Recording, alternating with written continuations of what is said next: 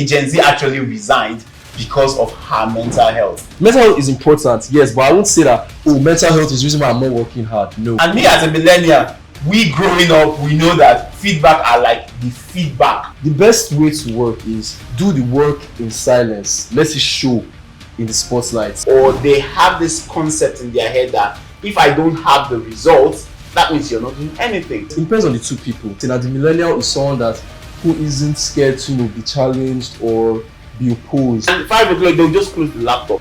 Plan out what I want to do for the rest of the week. They like shortcuts.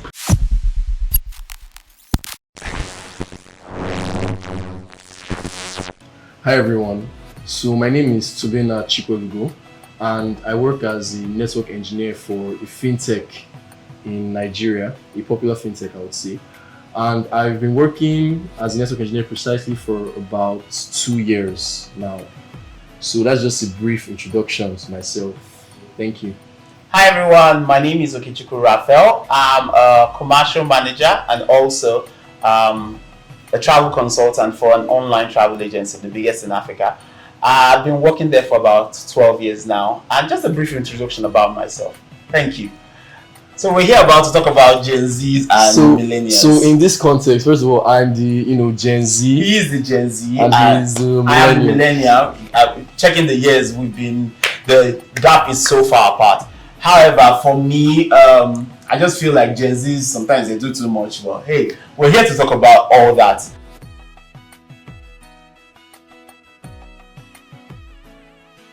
Okay, so my answer to that is not really as black and white as a yes or no kind of situation. It's more like, yes, meetings are important. I'm not going to dispute that. Meetings are actually very important. But I just feel there's something as being as too much meetings. You can have too much meetings. Like, I don't know why I would, get to work on a Monday morning and as soon as it's 8 a.m., I'm having a meeting of what I'm planning to do for the week. Like, I don't know, I just feel that sometimes you can oversaturate some things. Like, if you're having a lot of meetings, when instead of that, you should be doing more like productive work, be doing things productive, like with your time.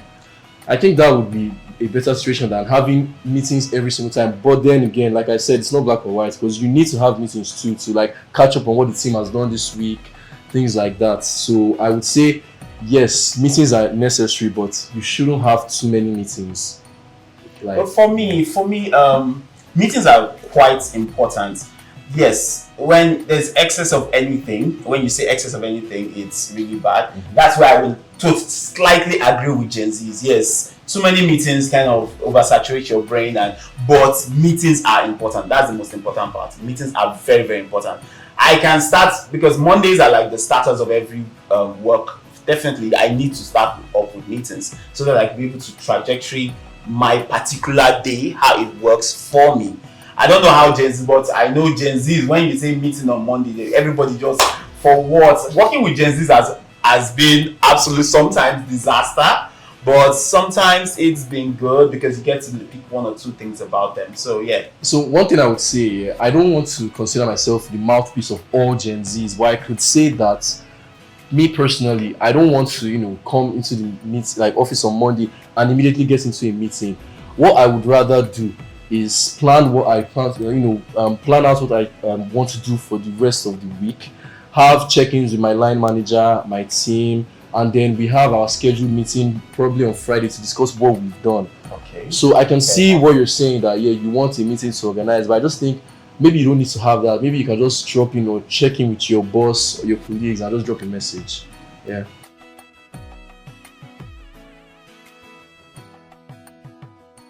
For Gen Zs, taking feedback personally, I've worked with a lot of Gen Zs from my call center days, from being a direct sales agent, up to this point I'm a manager, like mid-management. Yes, Gen Z takes feedback personally. They always emphasize, my mental health. I can give you a story where a Gen Z actually resigned because of her mental health, and it was really crazy. She just woke up one morning, she came to work, and next minute I was talking to her, okay, see how we're going to plan today, see how we don't want any calls to drop. Next minute she picked her headset, and she started talking to the customer, and next thing she hits her table, bam, I'm done. And that's how she resigned. So yes, Gen Z take feedback. When you tell them, oh, you need to do this better, and me as a millennial, we growing up, we know that feedback are like the feedback. When feedback is feedback, like this is what you need to do to be better. But Gen Z will take you personal. They'll start telling you about. In fact, I've never heard of mental health until I heard Gen Z's existed. Like literally, I heard Gen Z's mental health. We growing up, not like mental health, but yeah, they do take feedback quite personally, and which kind of affects the workplace, sort of, yes. So yeah, true. For me, I don't know for me, but I don't know how Gen Z's will be. I just want to, I'm not even going to really counter that. What I would say is, in terms of mental health, yeah, I would say mental health is very important. I won't come on here and say no, we don't disregard mental health, because I would say it's a Nigerian thing. It's not even a Gen Z thing. It's an African thing, because even the millennials in the US, they talk about mental health all the time. People, they are, therapists, online therapy. I've not even, the other day, a friend at work that is a millennial, I would say, was telling me how he has been signed up for online therapy and they just help his mental health. So I won't, scoff at mental health, but I would say in terms of taking feedback personally, it's a character thing. I'm a Gen Z, for example. There is no time, and I don't know if any of my colleagues will be watching this, but there's no time if my colleague or my line manager himself has given me feedback. Oh, Tobenna, you need to improve on this, and I'll be like, oh, no. I will say, okay, chin up, let's do it, let's work. Call me. There's a time that literally, like, my line manager told me that, oh, we might have to start having like weekly calls just for you to sit up in this kind of thing, because I was still new. Sure you're a Gen Z? At the time, I'm a Gen Z by age, but maybe I have a millennial mindset. Maybe because of my dad and the age gap between me and my dad. So. He raised me kind of like a millennial. My dad is like over 60, so I didn't grow up in a Gen Z setting, kind of. Exactly. So my manager was like, oh, let's have calls weekly just so you can sit on some things. And I'm like, yes, let's have those calls, because I always want to improve myself. I'm not going to tell myself that mental health is important, yes, but I won't say that, oh, mental health is the reason why I'm not working hard. No, I want to work hard. I want to keep on improving myself. That's just it. Yeah.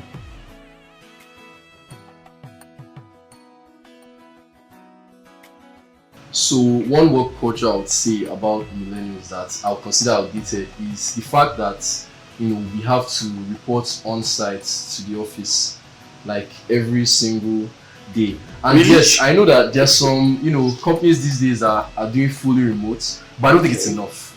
Like a lot of companies, especially like in the banking system and everything, the banking field, they are doing fully on site. And I'm like, yes, I understand the point of why you need to come to the office once in a while, and I understand hybrid. I can even support hybrid, but I also feel not just me and a lot of people, and statistics have actually shown this, that a lot of people are more productive, not just Gen Zs, like the millennials too, are more productive when working from home, because you have the chance to be in a serene environment, you can pace yourself, you can organize how your day goes, you don't have unnecessary pressure coming from different places, you can just get your work done and finish up.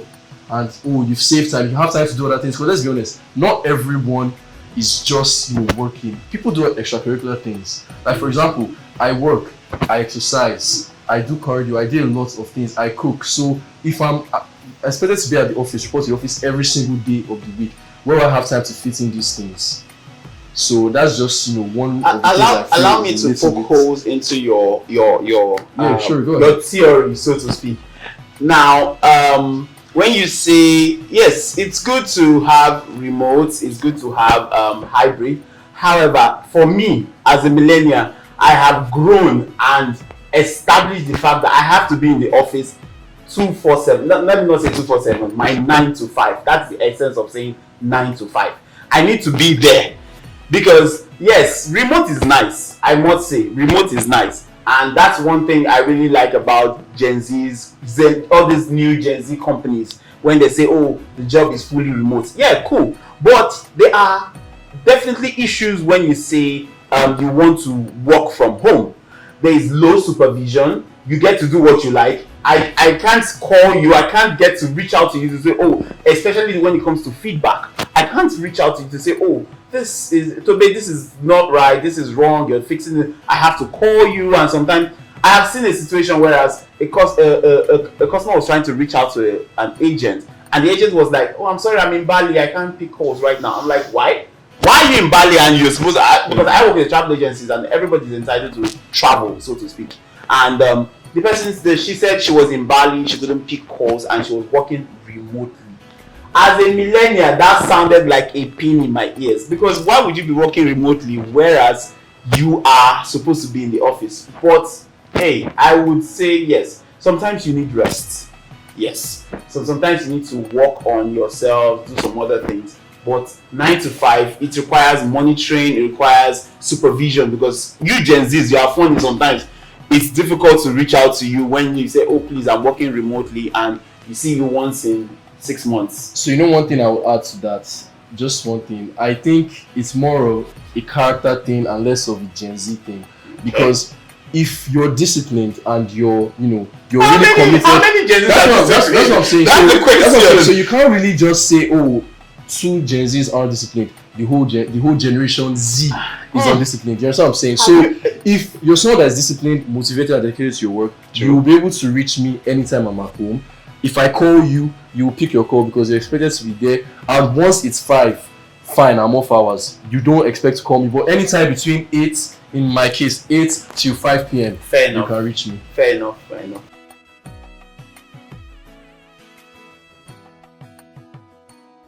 Okay, now the question is what impresses me about Gen Zs. So working with Gen Zs over the years, starting from my call center, I like to refer back to my call center. That's where I was a team lead. I think I'll just take one thing. A lot of things impresses me about the Gen Zs, but I'll just take just one thing. The thing is the ability to make work short.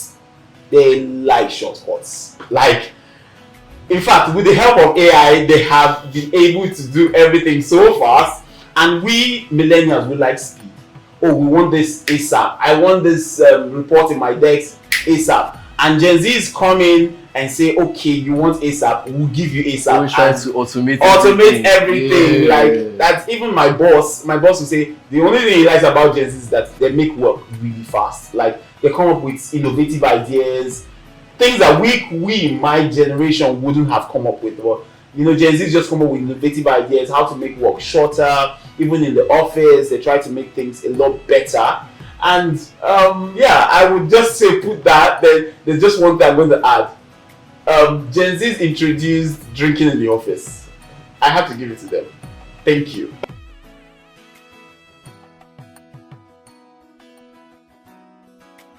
Okay, so just to address that, I would like to say that I live by the philosophy of sometimes you work smarter, not necessarily work harder.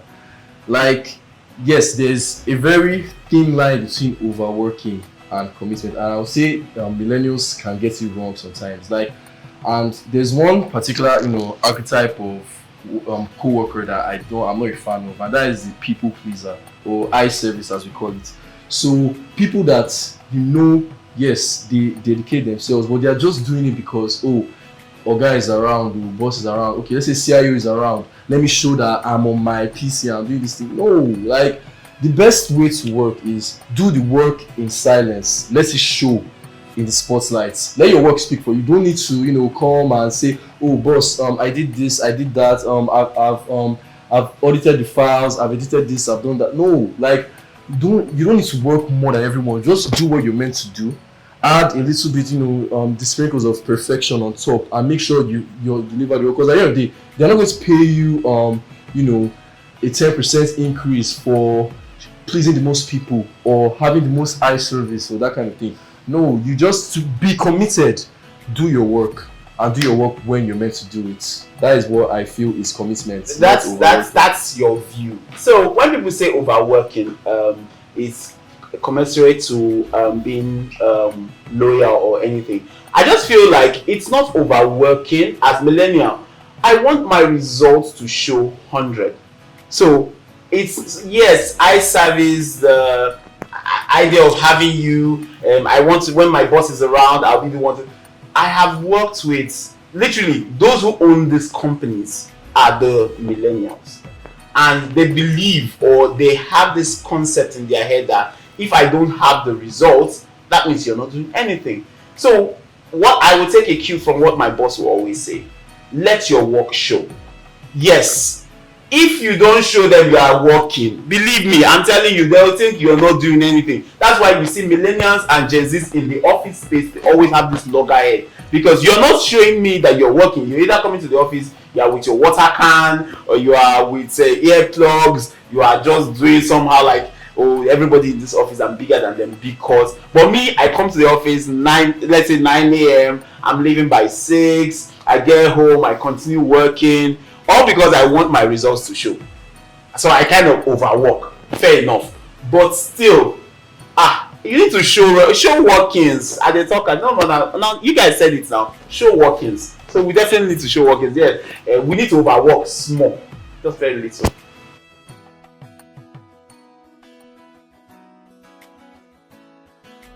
Okay, so what surprised me most? First time working with a Gen Z. I'll just put 2 points. First of all, I worked because the travel space is more influenced by women.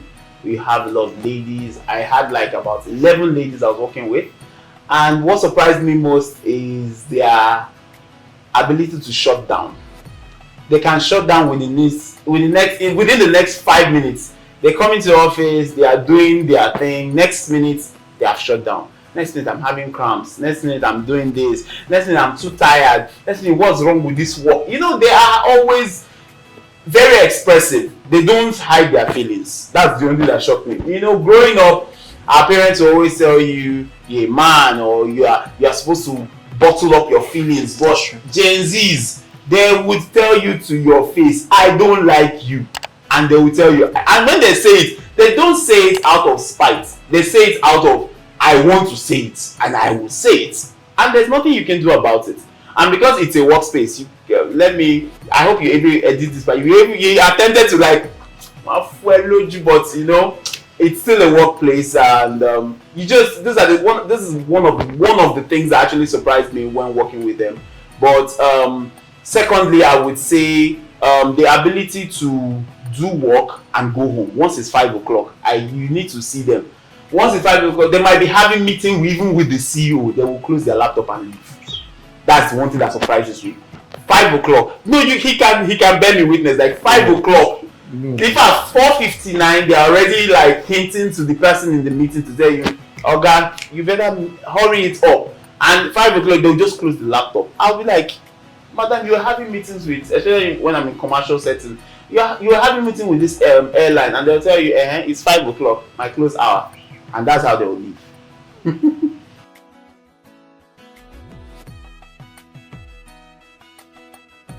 Okay, so the thing is that I might not give you guys the spicy answer that you want, but I'm just going to be honest. It depends on the person.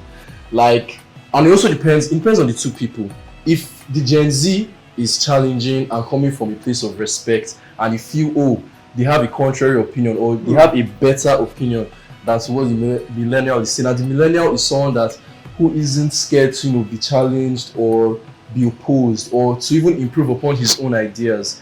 There's going to be a very good synergy there. But if the two people are two people that don't mesh well, a Gen Z that is very disrespectful, that is very loud, that says anything, that is very outspoken. There's good outspoken and there's outspoken that even the bad things you say them. And then the millennial is someone that doesn't have that kind of patience, or that can take that kind of feedback. It's not going to end well. It can lead to, and I've seen it in my front, a Gen Z staff telling his colleague that was a millennial that, no, this is not the right way to do things. And then the millennial started sparking that, when did you get here? You can't just be saying things like that. You don't know anything. You don't know what you're doing. So I just feel that it depends on the relationship the two people have with each other, and it depends on the stance that the Gen Z comes from, and also the way the millennial, takes it to feedback. So it just depends on your character. I wouldn't say that one is more of like a difference in generation. I just feel it's the character of the people in question. So personally, I worked with Gen Zs, and I see that when a Gen Z tried to give me an idea, and so I think growing up, we didn't like the idea of me telling you what to do. I personally, I'm going to use this word, I hated it. So when a Gen Z tried to give me an idea on how to do my job, I get pissed. Like seriously, I get pissed. It's not that I don't see that idea as a good one, but I see it like you are undermining what I do. And yes, you might have good innovations, new ideas that might make the work faster or better. But there's this thing like, I senior you for this work. Why you go come and tell me? I don't know. Forgive my pidgin English, but see, I just feels like I'm being undermined in the place of work, especially when it's coming from someone younger. Exactly. Especially when it comes to younger in age, younger in experience, younger in, let's even say, wealth. So when the person says, "Oh, sir, you need to," maybe it comes like, it comes with when the person says with respect. You say, "Oh, boss, I see how we can do this like this, and he says it. This is how they do it too. They do it like this." So it comes over. It also comes out. Depends on how it comes out also. But for me, as a millennial, I won't lie. I will feel disrespected. But there's a way the Gen Z will tell me, and I'll be like, "Oh, okay, let's give it a try." Yes.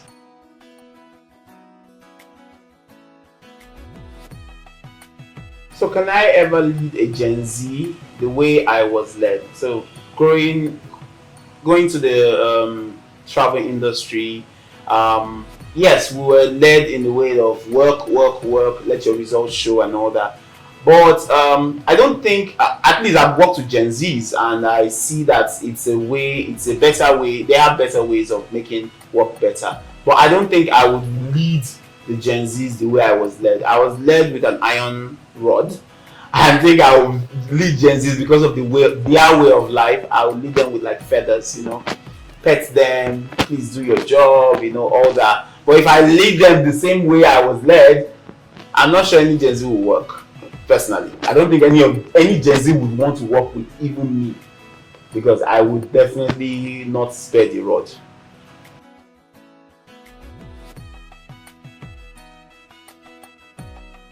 Okay, so what's one compromise that millennials can do to work with Gen Zs better? I would say excessive meetings. We can actually do away with that. There are some meetings that can just be an email. Like literally be an email. So it's something that we millennials need to let go of. This is a situation that is even currently in my office.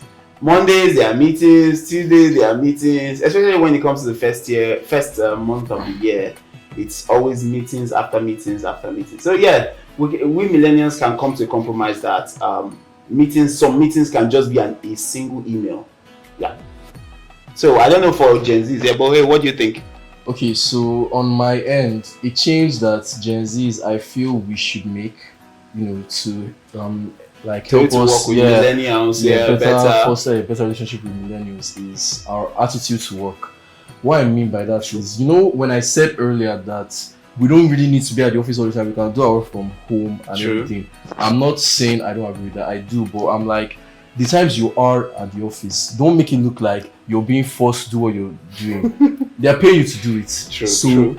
Have a better attitude. Like I can say personally, myself and a lot of other Gen Zs I work with. Sometimes we can look at work as, oh, this is such a bother, stress. But like sometimes when the millennials look at you doing that, how do you expect them to feel that giving you the work? They might see it as, oh, they are burdening you, so let's reduce the burden now. We can lay you off. I'm not saying that it's going to be as extreme as that, but they won't really want to trust you with more tasks, more responsibilities, because they feel you are looking at them as being a burden on you for something that the company is paying to do. You for. So like have a better attitude towards work. And as I always tell people that ask me things like that, if you don't love what you're doing, then you're not good. There's no way you're going to excel at it. You have to love your job. If you hate your job already, then you're in the wrong place. True. So just have a better attitude to work as a whole, and you see how your relationship with your millennial boss or colleague will pick up. You said millennial boss.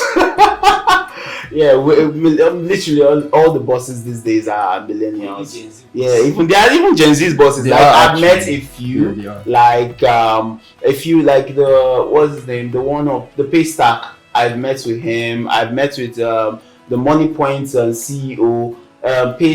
This Kuda, yeah, wow. Kuda Bank. Kuda, it's Kuda, right? Yeah, it's Kuda. Yeah, is also a Gen Z. So there are so many Gen Z's bosses, but there are more millennial bosses. And we should need to like compromise one way or the other to be able to work, to make the workspace a lot better for both sides. And just for a shocker, Gen Z people are turning 30, so calm down. Thank you so much. It's been a wonderful conversation with Tobenna. My name is Raphael, always Raphael. You can always check my page at the Raphael Stark. Yeah, Instagram only. Yeah, then I've enjoyed this conversation with Raphael so much. You can find me anywhere at YK across social media, or Tobenna Chikwego on LinkedIn. Yeah, thank you. Thank you. Bye.